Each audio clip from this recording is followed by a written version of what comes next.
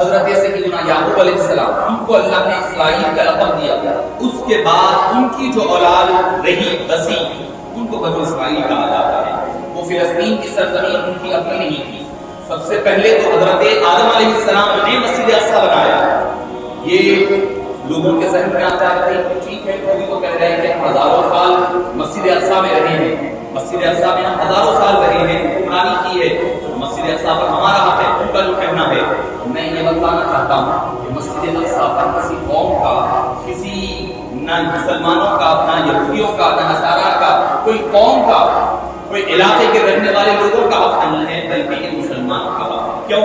کیونکہ اس کو سب سے پہلے حضرت آدم علیہ السلام نے تعمیر کیا، اور حضرت سیدنا آدم علیہ السلام نہ یہودی تھے نہ نصرانی تھے، وہ مسلمان تھے۔ حضرت ابراہیم علیہ السلام کے بارے میں قرآن خود کہتا ہے ما کان ابراہیم یہودیا ولا نصرانیا ولکن کان حنیفا مسلما۔ ابراہیم نہ یہودی تھے نہ نصرانی تھے۔ حضرت ابراہیم کے پوتے کا نام یعقوب ہے، ان سے اسرائیل، ان کا دوسرا نام اسرائیل ہے، وہاں سے بنو اسرائیل، وہاں سے یہود سارے شروع ہو رہے ہیں۔ مگر اللہ کے دادا کے بارے میں کیا فرماتا ہے؟ نہ وہ یہودی تھے نہ وہ نصرانی تھے، ولکن کان حنیفا مسلما، پکے اور سچے مسلمان تھے، سچے اور پکے مسلمان تھے۔ تو معزز سامعین کرام، حضرت یعقوب کا دور گزرا، ان کی آل اولاد رہنے لگی۔ ابھی مسجد اقصی کا کوئی تصور نہیں ہے، القدس جو بستی ہے اس کا کوئی تصور نہیں ہے، سب تباہ و تاراج پڑی ہوئی ریگستان، چٹیل میدان بنا ہوا ہے۔ حضرت یعقوب علیہ السلام کے بعد ان کے بیٹوں کا ظلم و ستم، اپنے بھائی حضرت یوسف کے ساتھ، ان کے ساتھ جو عداوت بغض چلی، اس کے بعد حضرت یوسف علیہ السلام کا مصر چلا جانا۔ مصر میں جا کر پورا واقعہ حضرت یوسف علیہ السلام کا مصر میں پیش آتا ہے۔ مصر میں واقعہ مکمل ہوتا ہے، عزیز مصر بن جاتے ہیں۔ پھر اپنے والد حضرت یعقوب اور ان کی پوری اولاد، جس کو آپ کہہ لیں کہ بنو اسرائیل، پوری بنو اسرائیل، یعنی حضرت یعقوب علیہ السلام کی آل و اولاد بنو اسرائیل، جو تعداد کے اعتبار سے 60 یا 65 لوگ تھے، پوری بنو اسرائیل فلسطین کی سرزمین سے، شام کنعان کی سرزمین سے نکل کر مصر منتقل ہو جاتا ہے۔ فلسطین ابھی باقی ہے، بستیاں باقی ہے، لوگ بس رہے ہیں، مگر یہ جو حضرت یعقوب کی اولاد ہے یہ مصر کی طرف چلی جاتی ہے، اور شاہ عزیز مصر یا پھر فرعون جو اس وقت کے جو بادشاہ ہے، فرعون میں سے نہیں بلکہ عرب نسل کے ولید نام تھا، اس نے بنو اسرائیل کو خوبصورت ترین مقام پر رکھا، جس کو آج بھی کہتے ہیں نائل ڈیلٹا۔ نائل ڈیلٹا جو ڈیلٹا بنتا ہے، یعنی اس کے چاروں اطراف سے دریائے نیل بہ رہے ہیں، چاروں اطراف سے۔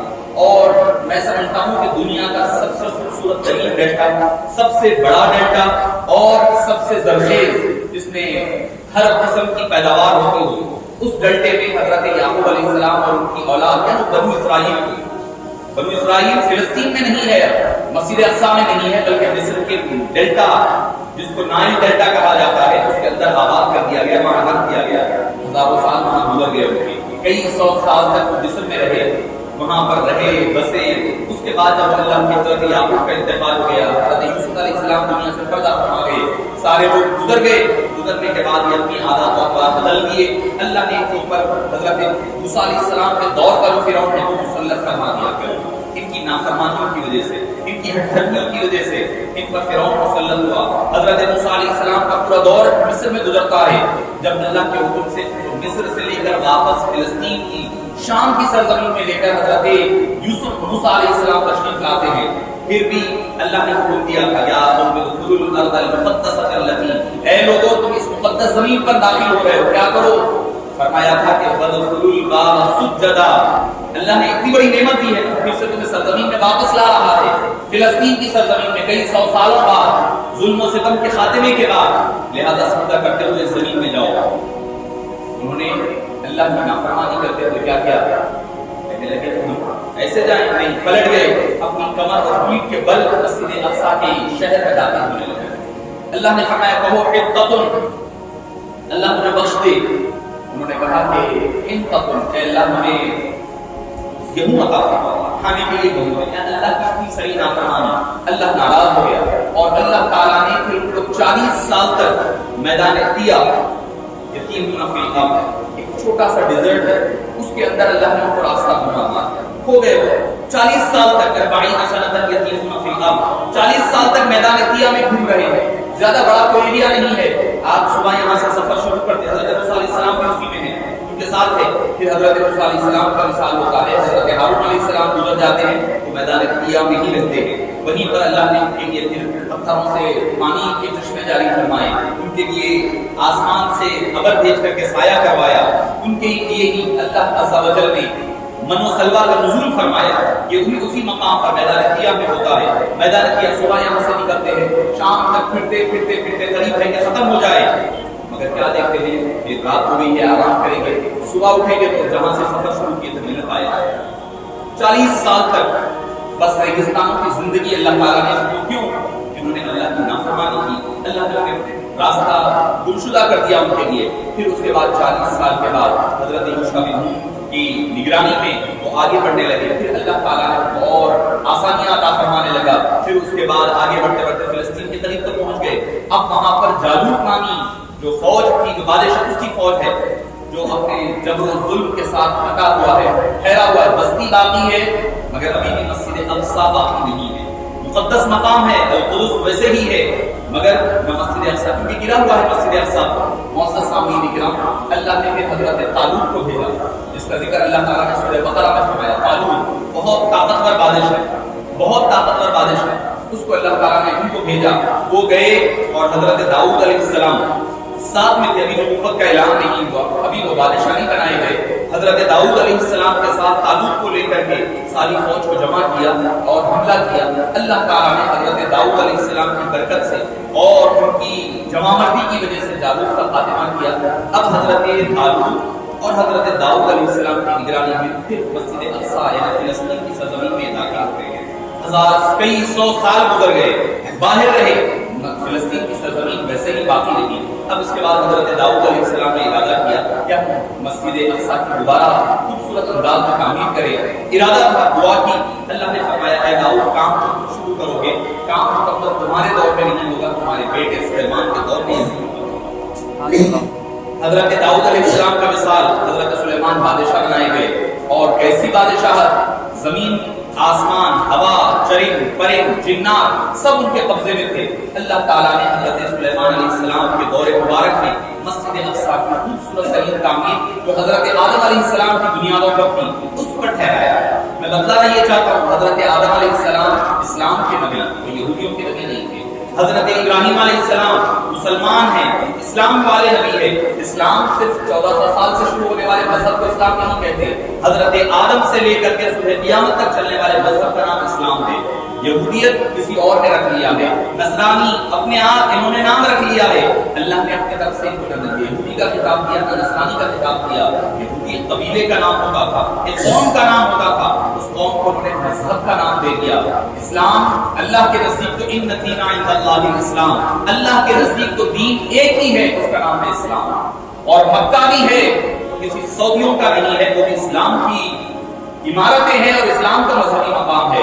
مدینہ منورہ ہے, کسی کی جاگیر نہیں ہے, وہ بھی اسلام کی مقدس مقامات ہے. پہلے سلطنت عثمانیہ, خلافت عثمانیہ ترکیوں کے ہاں رہا, اس سے پہلے کسی اور کے ہاں حکومتیں بدلتی رہی, مگر یہ جو مقدس مقامات رہے یہ اسلام کی امانتیں رہی. اور ہر مسلمان کا فرض ہے کہ اپنے مقدس مقامات کی حفاظت کے لیے جو جس سے جو ہو سکتا ہے وہ کرنے لگے. چاہے مکہ مکرمہ ہو, چاہے مدینہ منورہ ہو, چاہے مسجد اقصیٰ ہو, یہ تینوں عمارتیں, تینوں مذہبی مقامات اسلام کی ہے. کسی کی جا کے کوئی قوم کی, کوئی علاقے کی, کوئی حکمران کی یہ میراث نہیں ہے یا ان کا قبضہ نہیں ہے, بلکہ یہ اسلام کی قوم ہر ایک کے لیے ایک جیسا بادشاہ ہوگا کسی ملک کا, اس کو جتنا اختیار کعبۃ اللہ شریف پر ہے اتنا ایک عام دوسرے ملک میں رہنے والے مسلمان کو. یہ ہے اصل حقیقت. معزز سامعین کرام, حضرت سلیمان علیہ السلام کا دور, انہوں نے خوبصورت ترین جنات کی مدد سے مکمل مسجد اقصیٰ کی تعمیر ہوئی. مسجد اقصیٰ کی تعمیر فرمائی تو مسجد اقصیٰ ایک ہی عمارت بنائی گئی تھی, اس کو حضرت سلیمان علیہ السلام نے بنایا. اسی دوران آپ کا وصال ہو گیا, انتقال ہو گیا حضرت سلیمان علیہ السلام کا. یہ اصل میں بنو اسرائیل کا گولڈن ایرا کہہ لیں, گولڈن پیریڈ کہہ لیں.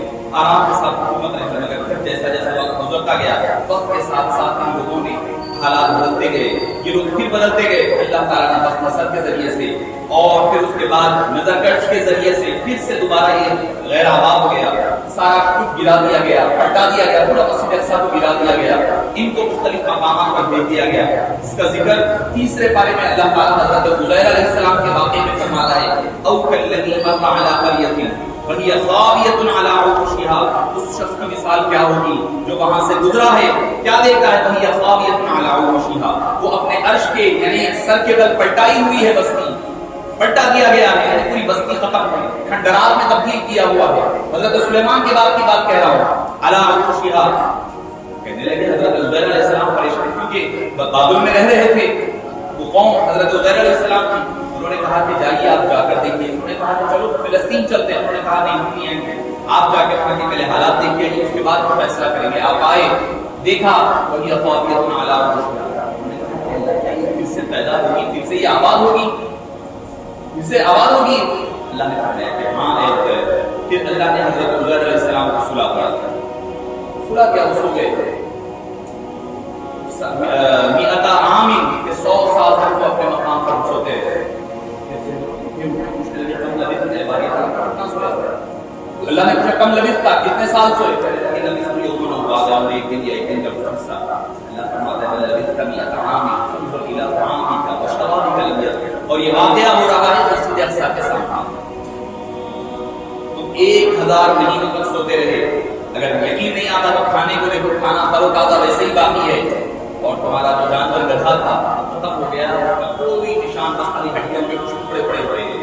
اللہ تعالیٰ نے پھر سے اپنی قدرت بتلانے کے لیے یہ جو غیر آباد بستی ہے کیسے آباد کرے گا وہ بتلانے کے لیے اللہ تعالیٰ نے پھر اس میں جان ڈالی، جانور میں، گدھے میں، قرآن کہہ رہا ہے ثم نکسوها لحما، پھر ہم نے گوشت کے ذریعے سے اس کی کوٹنگ کی، پھر سے اس کو گوشت پہنایا، اس کے سامنے پھر سے حضرت عزیر علیہ السلام کے سامنے پھر سے دوبارہ سے سارا جانور تیار ہو کر آپ کے سامنے ٹھہر گیا۔ فرمانے لگے جیسا یہ جانور ختم ہونے کے بعد، ملیا میٹ ہو جانے کے بعد، ختم فنا ہو جانے کے بعد ہم نے دوبارہ جیسے اس کو زندہ کیا، یہ بستر کو بھی ویسے ہی زندہ کریں گے، جو تم میں کے لوگ مسلمان سارے انسان مر جاؤ گے، صبح قیامت میں ایسے ہی دوبارہ زندہ کر دیں گے۔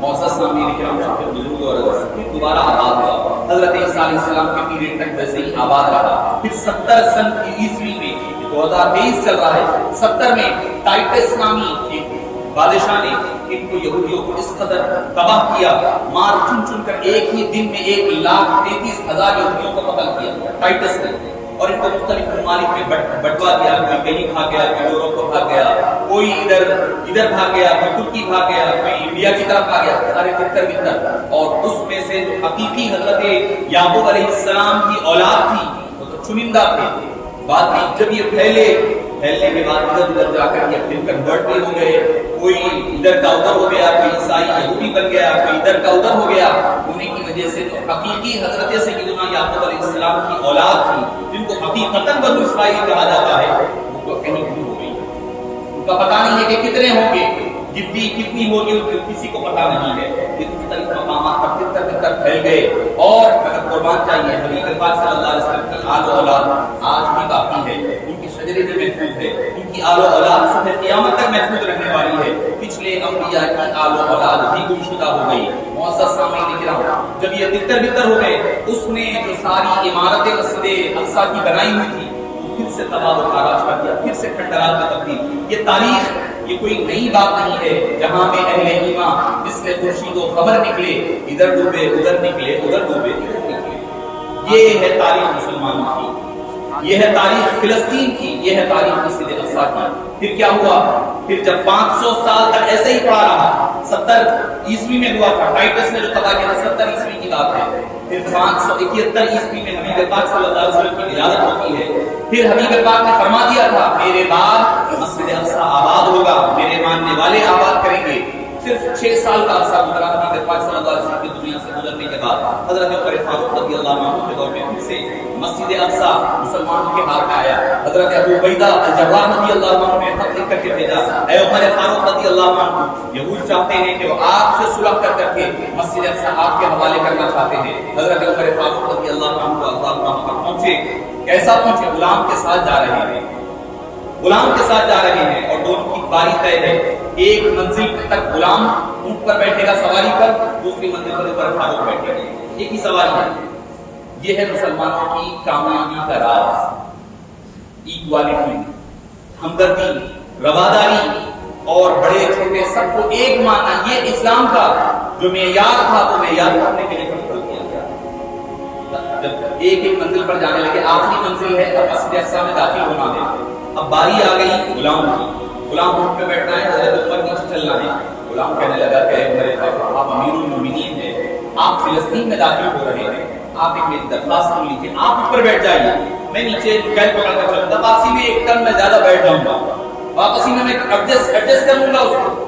اب اچھا نہیں دکھے گا کہ بادشاہ ہے مسلمانوں کا, جو جس کی حکومت شام میں, ایران میں, خراسان میں, فلسطین میں پہنچ گئی ہے اور سارا عرب تو ہے ہی ہے, اپنے غلام کی پکڑ کرا رہا ہے, اچھا نظر نہیں آتا. آپ اوپر بیٹھ جائیے, میں نیچے بیٹھتا ہوں. آپ نے سنا ہے نہیں, جو انصاف ہے وہ انصاف ہو کر کے رہے گا, جو بات ہوئی ہے وہ بات ہو کر کے رہے گی.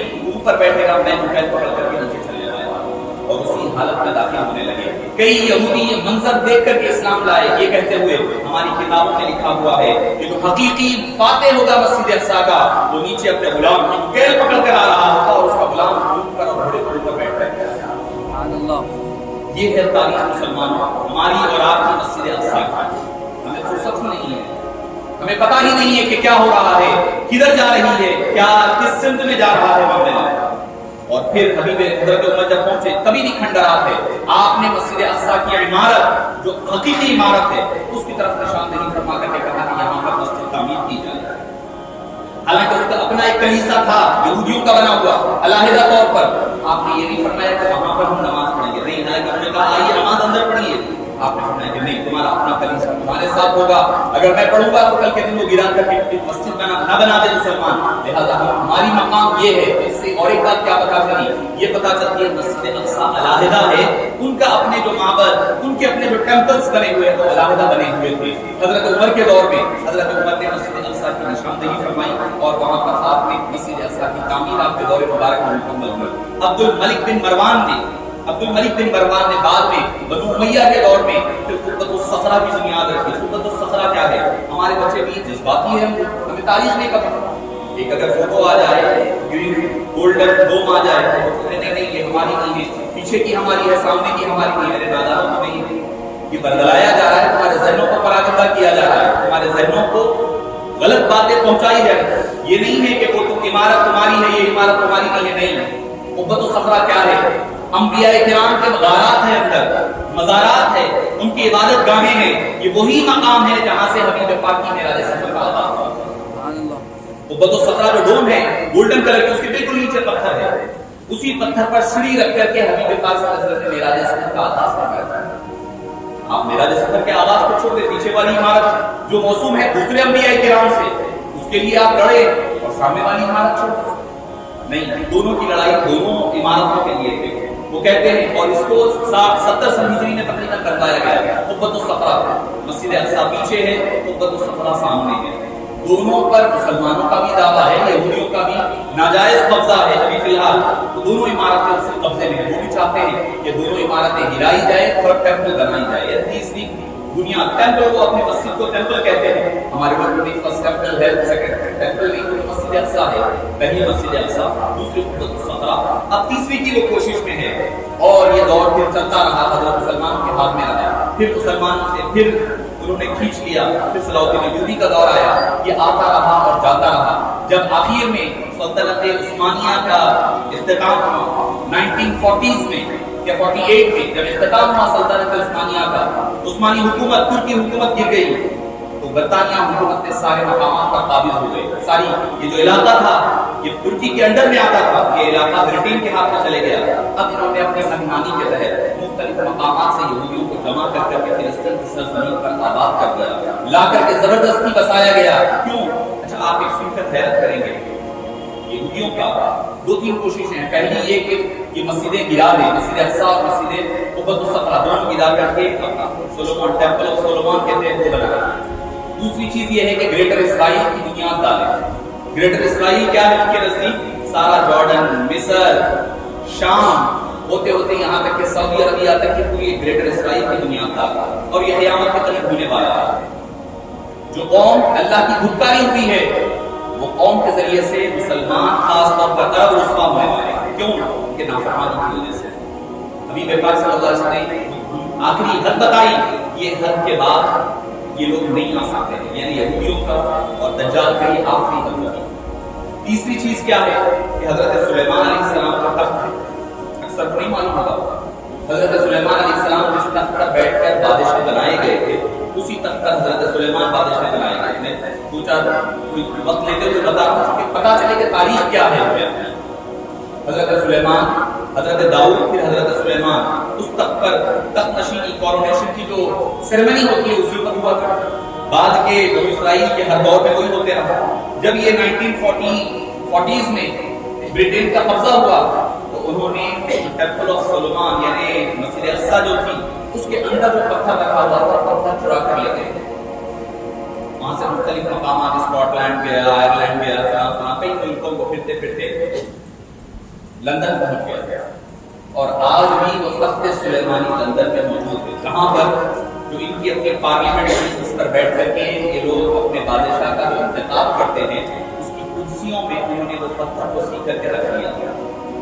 آخر دنوں میں یہ بھی کوشش کر کے یہ سمجھ رہے ہیں کہ ہم وہ پتھر حاصل کر لیں گے، پھر سے اللہ تعالیٰ ہمیں شان و شوکت عطا فرما دے گا، وہ حکومت عطا فرما دے گا۔ تابوت سکینہ کی تلاش میں کیا تابوت سکینہ ایک باکس ہے جس کے اندر حضرت موسیٰ علیہ السلام کے آثار ہیں، حضرت لوط علیہ السلام کے آثار ہیں۔ ارے ہم کیسے مسلمان ہیں؟ ایک یہودی ہے، یہودیوں کو یہ پتا ہے کیا کہ انبیاء کے جو آثار ہوتے ہیں وہ برکت والے ہوتے ہیں، اللہ تعالیٰ ان آثار کی وجہ سے کامیابی دیتا ہے، یہ یہودیوں کا عقیدہ ہے۔ اور ہمارے مسلمان ہوئے آقا کریم کے آثار سے ہم لوگ ہوتے نظر آ رہا ہے۔ یہ کہتے ہیں نہیں یہ صحیح ہے کہ نہیں تھی، اس پر ہماری بحث چل رہی ہے۔ ان کی جو لڑائی چل رہی ہے وہ تابوت سکینہ کے لیے، وہ تابوت سکینہ اندر دبا ہوا ہے، وہ چاہتے ہیں کہ وہ کھول کر نکالیں۔ نکالنے سے کیا ہوگا؟ کیونکہ پہلے بھی یہی ہوتا تھا کہ جب بھی کوئی جنگ میں وہ سامنے رکھتے اللہ صحابہ کو کامیابی عطا فرماتا۔ یہ امید کرتے ہیں کہ پھر سے وہ تابوت سکینہ مل جائے، ہم سامنے رکھیں گے تو اللہ تعالیٰ پھر سے وہی کامیابی، وہی عظمت رفتہ، وہی شان و شوکت عطا فرمائے گا، اس کی بنیاد پر دنیا کا قابل ہو جائے گا۔ معزز سامعین کرام، شفیع دین اور عزیز صاحب کا آج فلسطین جل رہا ہے، سسک رہا ہے۔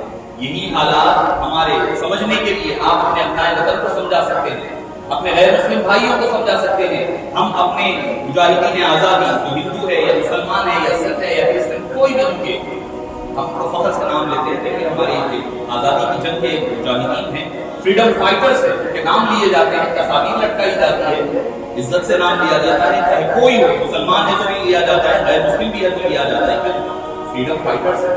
کیوں؟ کیا ہوا تھا؟ برٹشرز نے انڈیا پر قبضہ کر لیا تھا، ان کو نکال باہر کرنے کے لیے جنگیں لڑی گئی، کئیوں نے اپنی، بھگت سنگھ نے ہو، اشفاق اللہ ہو، کئی لوگوں نے اپنے جانوں کی قربانیاں دی، کس لیے؟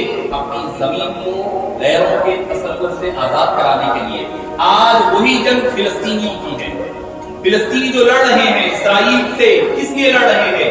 ان کی اپنی زمین، اپنا ملک ہے، اس پر غیر آزاد قابض ہو گیا ہے، غیر کو نکالنے کی جنگ آزادی لڑ رہے ہیں۔ تو لہذا اے مسلمان، یہ جو جہاد ہے، یہ جو لوگ جو کوششیں ہیں فلسطینیوں کی، آپ میں سمجھتا ہوں کہ دیکھ نہیں سکتے وہ لوگ جو کر رہے ہیں، ان کا جو حال ہے، بھوک ہے، پیاس ہے، گھر نہیں ہے۔ میں تو ایک کوئی تھا جس کا مضمون پڑھ رہا تھا، اس نے لکھا کہ وہاں پر دفن کرنے کے لیے جگہ نہیں، ایک ہی قبر میں 8-10 لوگوں کو دفن کیا جا رہا ہے۔ صبح بیٹے کا جنازہ کوئی اٹھا رہا ہے تو شام آتے آتے بیٹی کو لے جا کر دفن کرتا ہے، اور ہماری بے حسی کہ ہمارے کام پر جو نہیں چل رہی ہے، ہمارے قلب پر، دل پر کوئی بوجھ نہیں ہے، تو سمجھ جائیں حبیب پاک صلی اللہ علیہ وسلم نے فرمایا تھا کہ اگر کوئی مسلمان پر کچھ برا وقت آئے اور آپ اپنے دل میں اس کو تکلیف محسوس نہیں کرتے تو کہتے مسلمان ایک جسم ہے، امت مسلم، آپ کے جسم، میرے ہاتھ کو اگر زخم لگے گا دوسرا ہاتھ کو تکلیف ہوگی، آنکھ سے آنسو بہے گے، آپ کو حالانکہ مار نہیں لگا ہے، مار ہاتھ کو لگا ہے، کٹا ہاتھ ہے، روتی آنکھ ہے۔ امت مسلمہ ایک جسم ایسا ہی ہے، کسی بھی دنیا کے کوئی خطے میں ایک مسلمان پر اگر ظلم ہو، تکلیف پہنچے، دوسرا مسلمان اس کو اپنے دل میں محسوس کرے، یہ مسلمانی ہے۔ اگر یہ نہیں ہے تو ہم مسلمان نہیں، ہمیں کوئی نمبر ہم ایسے گر رہے ہیں جیسے کوئی چلو کوئی انٹرٹینمنٹ سمجھ لیا ہے، کوئی انٹرٹینمنٹ نہیں ہے معزز سامعین، یہ کوئی ویڈیو گیم نہیں چل رہی ہے جیسے ٹک ٹک آپ مار رہے ہیں لوگ گرتے جا رہے ہیں، نہیں، یہ حقیقت ہو رہا ہے، یہ حقیقت ہو رہا ہے، اور قرب قیامت تک یہ سلسلہ چلتا رہے گا۔ آپ کو لے کے بھائی چلتا رہے گا تو ہم کیا کر سکتے ہیں؟ ہم تو اتنے دور ہے۔ پہلی بات یہ کہ مسلمان جو حکمران ہیں ان کی ذمہ داری ہے کہ وہ ہاتھ سے، زبان سے، ایمان سے جیسے بھی ہو سکے ان کی مدد کر سکتے ہیں، کرنا چاہیے، ورنہ اللہ کے دربار میں جواب دیں گے۔ کل اگر کوئی چھوٹا فلسطینی بچہ 14 دن کا 15 دن کا بچہ مارا جائے، پیدا ہوتے ہی شہید ہو جائے، اگر اللہ کی بارگاہ میں وہ شکایت کرے یا باری تعالیٰ مجھے مارا جا رہا تھا، یہ اپنے بستی میں اٹے ہوئے تھے، شادیاں بیاہ ہو رہی ہیں، ہمارے پاس مہمان جا رہے ہیں، اپنی بستی پر ہے، آپ ذرا ان کا تصور تو کرو، کم سے کم ان کا تصور تو کرو۔ آپ اگر اللہ نہ کرے ایسے حالات آپ پر آ جائے تو آپ کیا کرو گے؟ ناچ رہے ہیں بچے، شادی سے میں پرسوں آ رہا ہوں، پورا بدلا پلے روڈ ہے، ہر شادی خانے میں باجا بج رہا ہے، رات کے 12 بجے۔ یہ بے حسی ہے، یاد رکھیں۔ اگر آپ یہ سمجھتے ہیں کہ ہمارے اوپر کوئی اللہ کا عذاب نہیں ہے، ہم کے اوپر ہوگا، آزمائش ہوگی، اللہ تعالیٰ آپ کو بھی اس میں مبتلا کر دے گا جب تک آپ حامیل سے نہیں کریں گے۔ معزز نوجوان، اس چیز کو سمجھیے۔ آپ بولیں گے کیا کر سکتے ہیں؟ پہلی چیز یہ کہ آپ دعا کریں، پہلے اپنی زندگی کی روش کو بدلیں، پھر اللہ کے دربار میں سچے دل سے ان کے لیے دعا کریں، ان کے مرحومین کے لیے، ان کے شہداء کے لیے دعائیں کریں۔ تیسری چیز یہ ہے کہ کسی بھی ملک کو چلانے کے لیے اس کی اکانومی کو ہونا ضروری ہے، اور جنگ کسی بھی ملک کی اکانومی کو، ان کی معیشت کو تباہ کرتی ہے، اور آپ کم سے کم کیا کر سکتے ہیں؟ ان کی معیشت کو تباہ کر سکتے ہیں، ان کے پروڈکٹس کو بائیکاٹ کریے، ان کے پروڈکٹس کو بائیکاٹ کریے۔ آپ ٹھنڈا، پیپسی یا کوکو کولا، مرینڈا، فنٹا، کیا ہے جو نام بھی نہیں معلوم، مازا وغیرہ، سارے یہ انہی کے پروڈکٹس ہیں جو آپ پی رہے ہیں۔ آپ سمجھ رہے ہیں ایک دن پی کر کے اگر آپ ایک بچے کی گولی کا انتظام کر عہد کریں، آپ ارادہ کریں، کون سا میں پیے تو مر جائیں گے، کیا پہلے پیتے تھے؟ نہیں پیتے تھے پہلے، اب شروع کریں، چھوڑنے میں کوئی برائی نہیں ہے۔ یہ سوچے اللہ کی رضا کے لیے آپ چھوڑیں، کل قیامت کے دن جب اللہ کے دربار میں جائیں گے، اللہ پوچھے گا کہ میرے نہتے بچوں پر، میری مخلوق پر ظلم ہو رہا تھا، تم کیا کرے؟ آپ کم سے کم اتنا تو کہہ سکتے ہیں، باری تعالیٰ میرے بس میں یہ تھا کہ میں ایک دن چھوڑ سکتا تھا، میں ایک KFC کا برگر چھوڑ سکتا تھا، میک ڈونلڈس کا برگر چھوڑ سکتا تھا، میں نے اپنے نصاب کے مطابق اس کو چھوڑا ہے۔ یقین جانی ہو سکتا ہے کہ اس کی وجہ سے آپ کو ہماری مشکل ہوگی۔ آپ بس یہ نہیں سمجھیے کہ کیا ہونے والا ہے، بہت کچھ ہو سکتا ہے۔ قطرہ قطرے سے ایک سمندر کی موج بن سکتی ہے، اب عشرت قطرہ ہے دریا میں فنا ہو جائے گا، مگر کب جب سارے مل کر کے کوئی کام کرنے لگیں گے اللہ تعالیٰ آپ کے لیے آسانیاں پیدا کرائے گا۔ ارادہ کریں، کوئی بڑی بات نہیں ہے۔ ریلیٹیو پروڈکٹس آپ کے پاس لسٹ ہے، انٹرنیٹ پر ہے، ہر جگہ پر ہے، وہاں پر لسٹ دیکھ کر اس کا بائیکاٹ کریں۔ کوئی فرض نہیں ہے کہ وہی ڈومیسٹک انڈین پروڈکٹس نہیں ہے، اس کو استعمال کریں۔ میں کوئی تشہیر نہیں کر رہا ہوں، ایڈورٹائزمنٹ نہیں کر بتا رہا ہوں کہ آپ جو کر سکتے ہیں وہ یہ کام آپ اللہ سے دعا کریں، اللہ سے تعلق کو جوڑیں، اور ان کی بنائی ہوئی پروڈکٹس سے پرہیز کریں، اور بس کوشش یہ کریں اپنے ابنائے وطن وغیرہ میں جو حضرات ہیں ان کے اندر جو غلط فہمی پائی جاتی ہے اس کو دور کرنے کی کوشش کریں۔ اللہ پاک سے دعا ہے کہ باری تعالیٰ فلسطین کے نہتے مسلمانوں پر رحم کرم فرما، ان پر خاص کرم فرما، ان کے جان مال عزت آبرو کی حفاظت فرما، جو شہید ہوئے ہیں باری تعالیٰ ان کے درجات کو بلند و بالا فرما۔ اے پاک پروردگار، جتنی خواتین، جتنے بچے، جتنے بڑے بوڑھے شہید ہوئے ہیں ان تمام کو باری تعالیٰ جنت الفردوس میں اعلیٰ سے اعلیٰ مقام عطا فرما۔ اے باری تعالیٰ ہمارے مسلمان حکمرانوں کو اپنے سلیم عطا فرما۔ اے باری تعالیٰ ان کی مدد کرنے کی توفیق نصیب فرما۔ صلی اللہ تعالیٰ